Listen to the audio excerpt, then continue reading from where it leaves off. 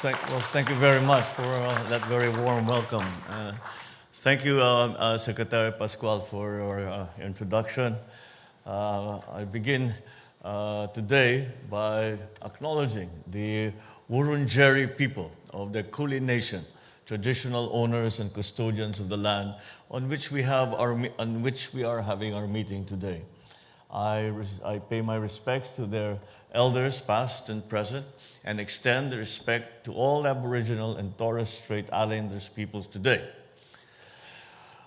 With us here today are the House Speaker, Speaker of the House of Representatives of the Philippines, Speaker Martin Romualdez, Secretary of Finance, Ralph Recto, of course, the Secretary of the Department of Trade and Industry, Secretary Fred Pascual, and Secretary Lutilla, who has been demoted to the lower level of the...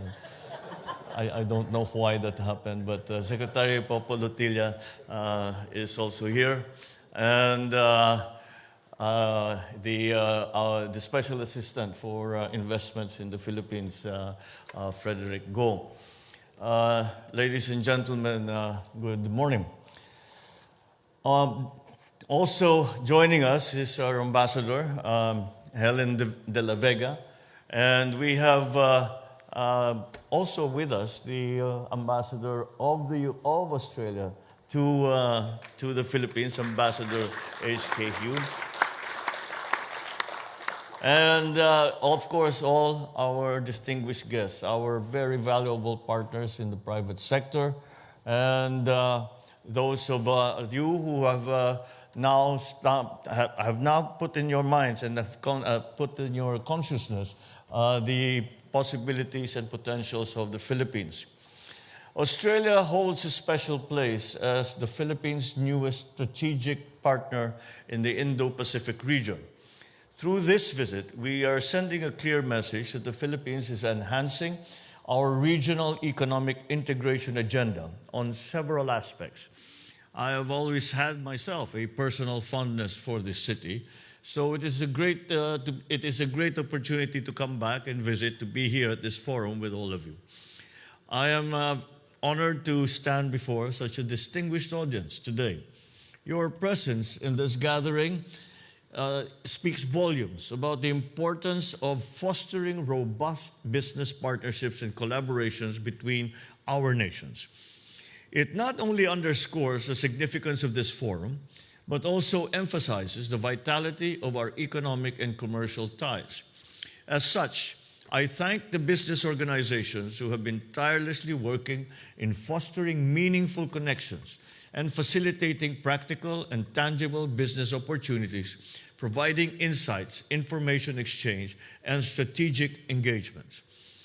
Let me also extend my appreciation to the companies that are already partnering with us and making it happen in the Philippines for your plans and significant investments that directly contribute to our economic development. Some of you have shared your plans and commitment to the Philippines, and I'm grateful for your continued trust, confidence, and interest in our country. This assembly serves as a celebration of the robustness and resilience of the Philippine economy. We take pride in being an ideal destination for complementation in both manufacturing and services. Recent global challenges, especially those that were initially highlighted by the pandemic, have underscored the dangers of sole sourcing and concentrating that supply on a single country or a single source. The urgent need to diversify production locations and explore alternative materials to de-risk and minimize disruptions in supply chains has become self-evident. Moreover, the transition to a low-carbon or net zero scenario has further propelled the de-risking trend. So for the Philippines, these global developments present an opportunity to enhance our participation in regional and global value chains. As part of our development strategy, we are keen to explore new avenues of cooperation and foster mutually beneficial partnerships that are commercially meaningful, but also have a social effect. I invite esteemed Australian businesses to consider the Philippines as a reliable partner that can support your expansion and operations. Let us embark on a journey of strengthened economic ties, mutual growth, and shared successes. We remain steadfast in our commitment to purposeful reforms evident in key legislative amendments. And it is why we always ask members of the leadership of the legislature to join us, because many of the plans that we have and many of the initiatives that we are proposing and endorsing require new legislation. It is a new world, it is a new economy, it is a new global economy to which we need to adjust not only our business sector, not only our private sector, not only our finance sector, but also our legislative sector to change, to make the very important structural changes that are necessary for us to adjust to the new global post-pandemic economy. For example, the amendments to the Public Service Act, the Foreign Investments Act, the Real Trade Liberalization Act, and Renewable Energy Act, they all mark a new era for strategic investments, coupled with streamlined businesses, infrastructure development, and the Comprehensive Tax Reform Program, or the CREATE Act. These reforms position the Philippines as one of the fastest growing economies in Asia. In fact, we are in the process of improving the reforms under the CREATE Act, and we have used as a guide the inputs that we have received from potential and present investors in the Philippines in terms of the ease of doing business, in terms of modifying the tax structure, in terms of making it a more attractive investment destination. Our overhaul of fiscal incentive structures and responsive policies, including those facilitating public-private partnerships, or PPPs, play a pivotal role in promoting private sector participation. Furthermore, there is the establishment of the Maharlika Investment Fund, our sovereign wealth fund. And that underscores our dedication to financing priority projects and driving socio-economic impact. The key principle that we have adopted, the very fundamental principle that we have adopted, was to consider the private sector as partners in the development of and the transformation and development of our economy. It is very early on, we quickly recognize that government can do very much, but we must also realize that government cannot do it alone. And the private sector does many things that government does not do. And there are certain things that government does that private sector actually would be better at doing than leaving it with the government. And so these partnerships have become very important, are central to any transformation, any success that we may enjoy in the near future. This is the view of our strategic financial planners, our economic group, and altogether we have all come to that conclusion, and it is something that we continue to promote and to continue to encourage. So we prioritize the ease of doing business, exemplified by efforts to simplify tax payments, streamline regulations, and showcase our unwavering support for businesses, which I signed Executive Order number 18, which establishes green lanes for strategic investments, simplifying procedures and reducing bureaucratic hurdles. Simply speaking, these green lanes are, as we are slowly transforming the way we do business, both in the bureaucracy, both in government, and of course in the general economy, as we are awaiting the legislation to come through, as these have to be very examined in very close detail, we have established these green lanes. And the general idea is that for any investor who comes to the Philippines, that they will no longer have to wing it, as it were, and try to go through the documentation process and learn as they go along. they will be taken in hand by a specific person and a specific group in each department, the relevant department, and that group will attend to all the needs of a prospective investor so as to be able to put up a company, to start a bank account, to get the permitting down, to get the clearances, etc.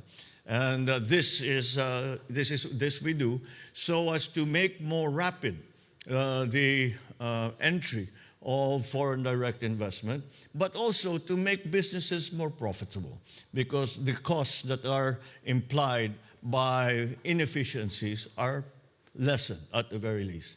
So I am pleased to announce the enactment of 3 priority bills. The Public-Private Partnership Code of the Philippines, which paves the way for transformative partnerships and fosters infrastructure development. Number 2, the Internet Transactions Act, which provides the framework for a robust digital economy, aligning the country's policy with the demands of the 21st century. And finally, the Tatak Pinoy Act, or the Proudly Filipino Act, which I recently signed into law just last 26 February, which will support industry development and enable greater participation of the Philippines in global value chains.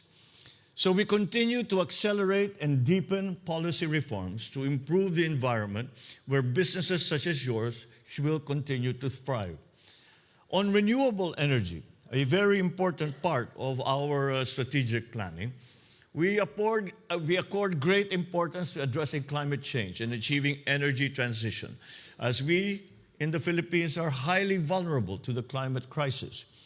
In line with this, we have put in place several energy transition policies, investment enablers such as incentivizing energy efficiency and conservation that will support and facilitate the efforts to decarbonize the economy. This move strengthens our dedication to environmental stewardship and encourages the private sector to actively engage in sustainable practices. I recognize that Australia also places equal importance in this area, as it is a priority under the elevation of our strategic partnership.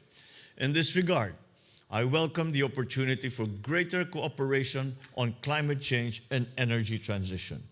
I am glad to see that we have made a good start here today with the agreements that we have come to between our private sector partners. Aligned with our efforts on decarbonization, we are positioning ourselves as a regional hub for smart and sustainable manufacturing.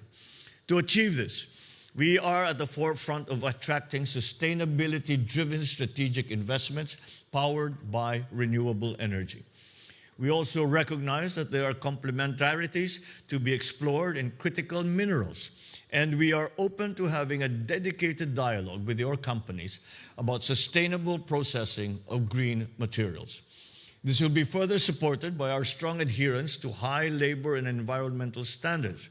We have our trade and investment policy tools in place through the ASEAN-Australia-New Zealand Free Trade Agreement and the Regional Comprehensive Economic Partnership Agreement to enable our regional economic integration agenda.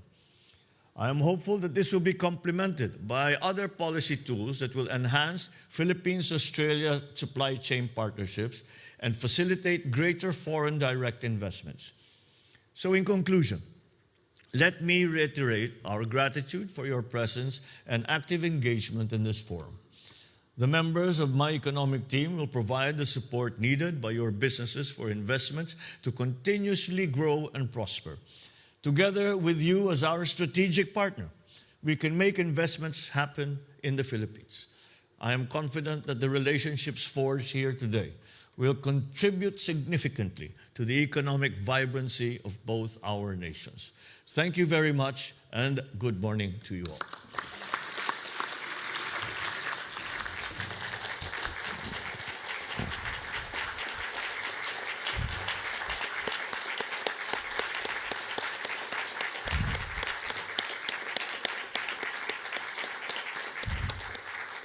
Thank you, Mr. President. Ladies and gentlemen, that concludes the Philippine Business Forum and presentation of business agreements. Thank you all for joining us. Maraming salamat po at magandang hapon po sa inyong lahat.